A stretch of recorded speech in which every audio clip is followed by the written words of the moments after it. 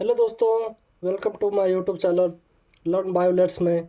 आज का हमारा टॉपिक है बोन। हम लोग आज बोन को पढ़ेंगे। पहले हम लोग बोन का डेफिनेशन देख लेते हैं कि बोन होता क्या है। Bone is a specialised living mineralised connective tissue that form the framework of the body. इसका मतलब होता है कि बोन एक स्पेशलाइज्ड कनेक्टिव टिश्यू है, स्पेशलाइज्ड कनेक्टिव टिश्यू है जो कि लिविंग है, मिनरलाइज्ड है। मिनरलाइज्ड का मतलब इसमें बहुत सारे मिनरल्स पाए जाते हैं। ये एक फ्रेमवर्क ऑफ द बॉडी, ये बॉडी का जो भी होता है ये स्ट्रक्चर का निर्माण करता है, यह फ्रेमवर्क बनाता है। जैसे कोई भी बिल्डिंग के लिए, बिल्डिंग जो बनता है उसके लिए पिलर का होना ज़रूरी होता है, उसी तरह बोन का, ह्यूमन बॉडी के लिए बोन का होना बहुत ज़रूरी होता है। हम लोग इसके बाद क्लासिफिकेशन ऑफ बोन पढ़ेंगे। अकॉर्डिंग टू द शेप इसका टाइप पढ़ेंगे। पहला होता है long bone, short bone, flat bone, irregular bone और सिस्मोइड बोन। तो लॉन्ग बोन का एग्जांपल हम लोग देख लेते हैं एक बार। ये लॉन्ग बोन का एग्जांपल होता है फीमर, ह्यूमरस। शॉर्ट बोन का एग्जांपल देखते हैं कार्पल्स, टार्सल्स। फ्लैट बोन का एग्जांपल देख लेते हैं, ये स्कल, रिब्स एंड एस्टर्नम।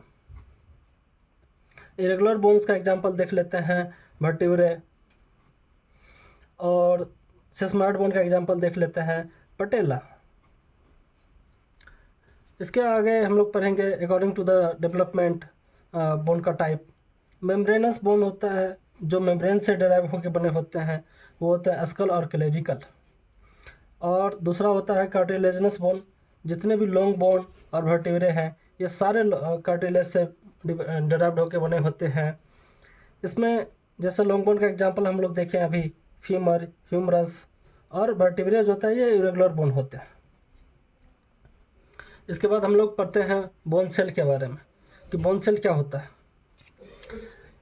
इसमें कौन कौन से सेल पाए जाते हैं, इसका ओरिजिन क्या है और इसका फंक्शन क्या है। तो बोन सेल में जो होता है, जो ओस्टियोब्लास्ट होता है, पहला सेल जो होता है वो ओस्टियोब्लास्ट होता है, जो ओरिजिनेट कहाँ से होता है, मेसेनकाइमल सेल से ओरिजिनेट होता है। इसका फंक्शन क्या होता है, इसका काम होता है बोन फॉर्मेशन। ये ओस्टियोब्लास्ट जो होता है ये बोन फॉर्मेशन करने का काम करता है। और ओस्टियोसाइट जो कि ओस्टियोब्लास्ट से ही डेराइव होकर बने होते हैं, ठीक है। ये किसको करता है, मेंटेन करता है बोन का।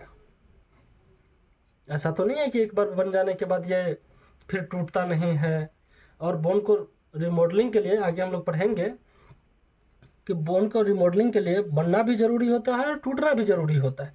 नहीं तो अगर बोन बन रहा है तो एक ही डायरेक्शन में बनते चला जाएगा।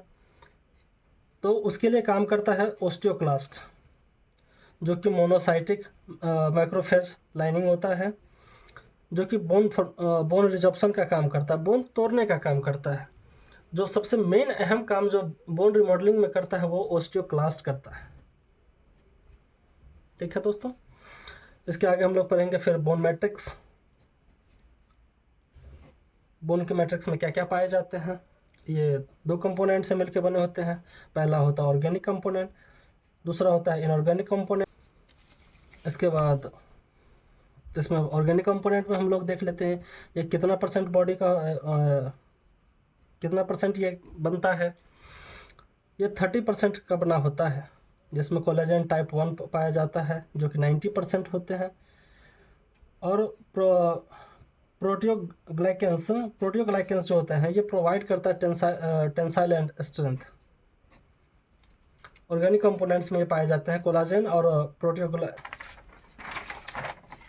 दूसरा होता है इनऑर्गेनिक कंपोनेंट्स। इनऑर्गेनिक कंपोनेंट्स जो भी होते हैं वो 70% होते हैं।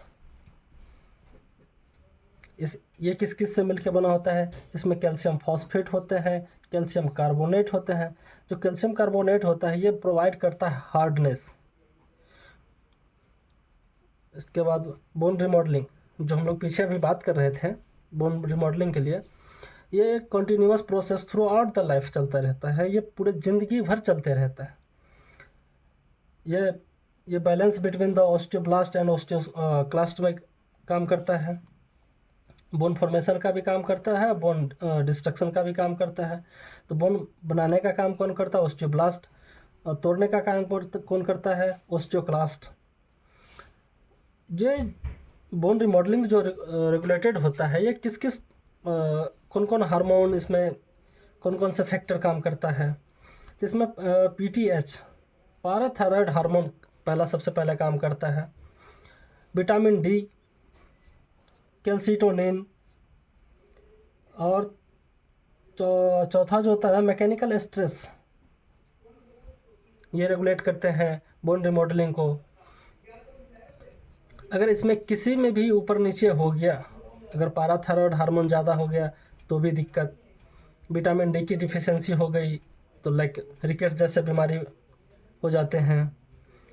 ऐसे इसमें अब हम लोग पढ़ेंगे blood supply of the bone. Blood supply of the bone इसमें पहला होता है कौन कौन सा आर्टरीज को सप्लाई करता है? इसमें पहला होता है न्यूट्रिएंट आर्टरी, दूसरा होता है मेटाफेसियल आर्टरी, तीसरा होता है एपिफाइशियल आर्टरी, चौथा होता है पेरिओस्टियल आर्टरी। इसके बाद हम लोग पढ़ेंगे बोन मैरो। जो हम लोग हेमाटोपोइसिस की बात कर रहे थे, इसी बोन मैरो में होता है। उसमें यह दो तरह के होते हैं, रेड बोन मैरो और येलो बोन मैरो। तो रेड बोन मैरो जो होता है ये हेमाटोपोइटिक होता है, ये ब्लड फॉर्मेशन का काम करता है। ये प्रेजेंट इन चिल्ड्रन में भी होता है और एक्जेल स्केलेटन इन द एडल्ट्स में होता है। इसके बाद येलो बोन मैरो होता है, ये फैट स्टोरेज का काम करता है। ये प्रेजेंट कहाँ होता है? ये लॉन्ग बोन में पाया जाता है। Can relevant to the red to anaemia. ये बोन मैरो जो होता है ये दो तरह के होते हैं, रेड बोन मैरो और yellow bone marrow. Yellow bone marrow में जो काम होता है इसका, ये फैट स्टोरेज का काम करता है, ये लॉन्ग बोन में पाया जाता है। ये जब एनीमिया के कंडीशन होता है, एनीमिया जब ब्लड की शरीर में कमी होती है उस कंडीशन को हम एनीमिया बोलते हैं। जब एनीमिया होता है बॉडी में, तब जाके ये येलो बोन मैरो भी जो काम करता है ये हेमाटोपोइटिक का काम करने लगता है। इसके बाद नेक्स्ट टॉपिक हम लोग पढ़ेंगे कार्टिलेज। कार्टिलेज क्या है, इसका डेफिनेशन हम लोग एक बार देख लेते हैं। Cartilage a specialised avascular, not a vascular, avascular film but flexible connective tissue है। ये composed of cells chondrocytes embedded in a semi-solid extracellular matrix rich in a collagen fiber and proteoglycans। इसका मतलब आसान शब्दों में हम लोग देख लेते हैं एक बार। ये कार्टिलेज एक स्पेशलाइज्ड कनेक्टिव टिश्यू है, ये भी ये एवेस्कुलर होता है। हम लोग अब इसके बाद देखेंगे भी बोन में और कार्टिलेज का दोनों का डिफरेंस देखेंगे। जबकि वहाँ पीछे हम लोग पढ़े हैं बोन वेस्कुलर होता है और कार्टिलेज जो होता है वो एवेस्कुलर होता है। ये किसका किसका मिलके बना होता है, जिसमें कॉन्ड्रोसाइट पाए जाते हैं जो कि सेल है कार्टिलेज बनाने के लिए।